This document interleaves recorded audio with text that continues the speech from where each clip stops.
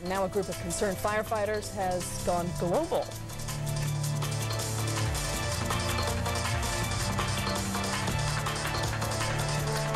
Coming up next, see how their mission of mercy helped hundreds in one of the poorest countries in the Americas. For 7 years now, a group of Oakland firefighters has been performing random acts of kindness. They've replaced stolen bicycles, provided books and balls for schools, helped fire victims get back on their feet. Now they're performing these random acts on a global scale, helping women and children in need on a recent trip to Nicaragua. ABC 7's Noel Cisneros went along. On a warm morning in Jinotega, Nicaragua, Oakland firefighters transformed an empty concrete building on a dusty street into a bustling medical clinic, a clinic that will deliver life-saving care to hundreds of children over the next week. It's bare, but it'll do. Are we ready to go? We're ready to go. Bien, perfecto. Nicaragua is the second poorest country in the Western Hemisphere. Its children bear signs of underdevelopment, malnutrition, stunted growth, skin problems, asthma, parasites. This little girl has epilepsy. Her parents traveled 5 hours to get to the clinic. She will die without treatment. With the Random Acts program that we have in Oakland, at first it was geared just for our local community, and then slowly that expanded to our outlying areas. We're going worldwide here. I mean, we're in Nicaragua doing Random Acts. Hope Clinic International is a group of doctors from the Midwest. They run the clinic 4 times a year along with the Nicaraguan St. Vincent de Paul Society. The firefighters came along as translators for the doctors. The team. How do you say that in Spanish? El equipo. El equipo. Oakland firefighters Noe Rosales, Ed Ramos, Walter Martinez, and San Jose firefighter Martin Mora. We would like me to accompany him to the place where he's going to have his surgery. Are fluent Spanish speakers. The other firefighters ran the pharmacy and did whatever it took to keep the clinic running. What are you doing there? I'm cleaning up urine. One thing I really like about this is when this program was put together, no egos, no badges, no ranks. Back in my department, I hold the rank of lieutenant, but here, there is no rank. That's why I said I was out picking up garbage. We got to clean up some vomit. Watch yourself. In the weeks prior to the arrival of the American volunteers, local volunteers have been going up into the hillsides and the remote areas to let people know about the clinic and to distribute these blue tickets. And it was here the St. Vincent de Paul volunteers found Domingo Olivares, living in squalor with his 3 children. His wife is at work, making 50 cents a day washing clothes. The next day, blue ticket in hand, Domingo and Beatriz Olivares brought their children into the clinic. 2-year-old Prospero was struggling to breathe. She's got wheezes, asthma, most likely. She's got wheezes on both sides, coughing a lot, difficulty breathing. While in Nicaragua, the firefighters also brought 500 pounds of fire gear to the Bomberos of Masaya. Masaya is a town of 140,000 people in the shadow of an active volcano. It has 47 fire hydrants. Only one of them works. So if there's a fire on the opposite side of town, they come here, they fill up, and they shuttle water back and forth. To the tools and axes, the Oakland firefighters added rubber gloves when they found out their Nicaraguan counterparts were washing and reusing theirs. Equipment like this back at home, we would have scrapped a long time ago. It would have never made it to this point. Back at the clinic, by the end of the first day, the little girl with epilepsy was up and running with new shoes and months of free medication. Dennis, the boy with the facial tumors, will likely receive craniofacial surgery in the U.S. And Prospero was well enough, after inhalants and steroid treatments, to return home.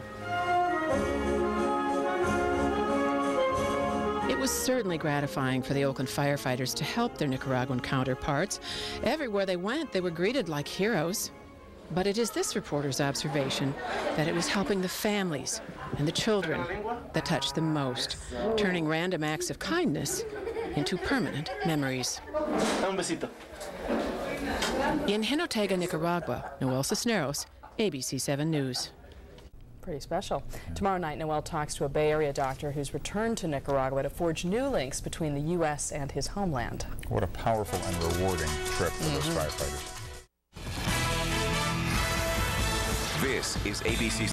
Up next, Nicaragua, land of revolution. In a moment, you'll see why, and you'll meet a Bay Area doctor who has gone home to join that fight. So which has been more devastating to Nicaragua, the natural disasters that have rolled through here? Communists.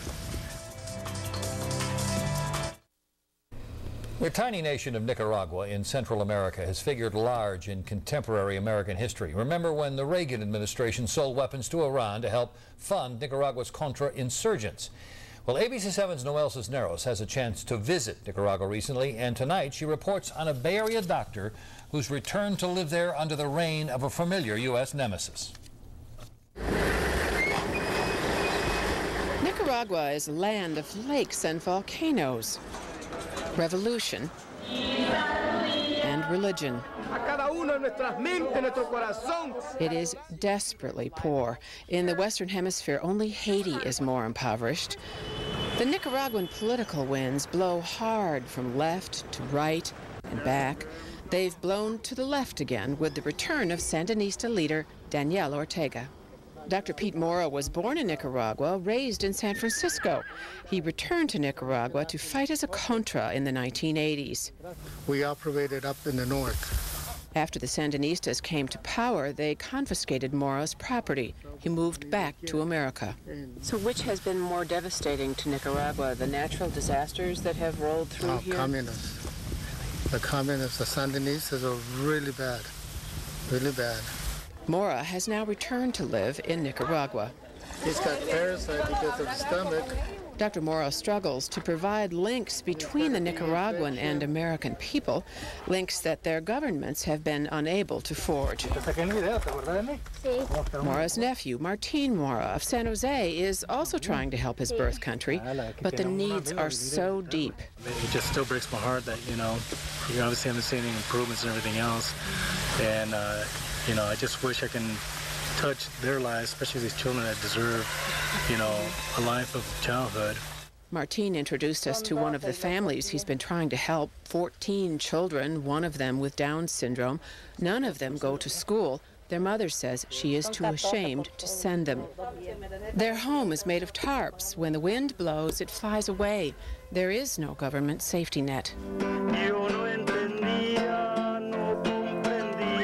At the dump outside Nicaragua's capital, Managua, 150 people make their home and their living. They heard Americans were coming and put on their Sunday best. Francisca Torres is her name. Francisca Torres is 79 years old, and ¿cuántos niños tiene? 26 children. She has 26 children, and she has lived in the dump here for the last 50 years. And for 50 years, she says nothing has changed. Still on the door of her stick house, there is a Sandinista bumper sticker. Torres says she hopes the Sandinistas will live up to their promises to make life better for the poor. The Sandinista governor of Esteli says although Ortega has only been back in office a few months, things are already improving.